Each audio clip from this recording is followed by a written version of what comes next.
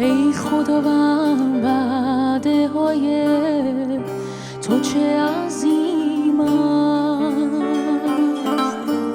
بهر همه مؤمنین نور و یقین است. تو رو خواهم، تو رو جویم در اندرونم، تویی راهم، تویی نورم، تویی شبانم. یه بار دیگه بخونیم ای خداوند. ای خداوند وعده های تو چه عظیم است، بهر همه مؤمنین نور و یقین است. تو را خواهم، تو را جویم در اندرونم،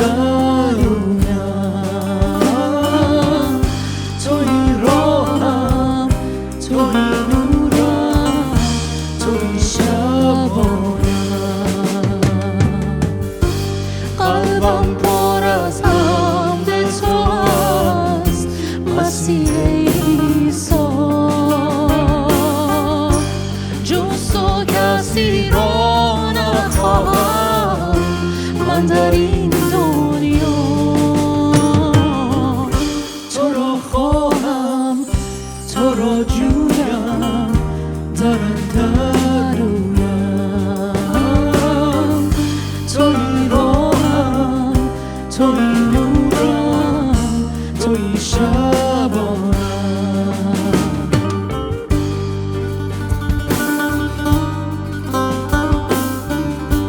ای خالق کل هستی اینک میآیم،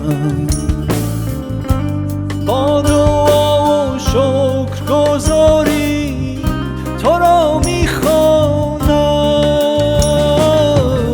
جانم اکنون مشتاق توست منجی دنیا،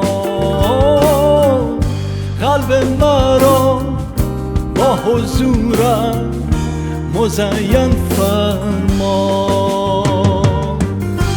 قلبم پر از حمد تو است مسیح عیسی، جز تو کسی را نخواهم من در این دنیا. تو را خواهم، تو را جویم در اندرونم، تویی راهم، تویی نورم، تویی شبانم. تو را خواهم، تو را جویم در اندرونم، تویی راهم، تویی نورم، تویی شبانم.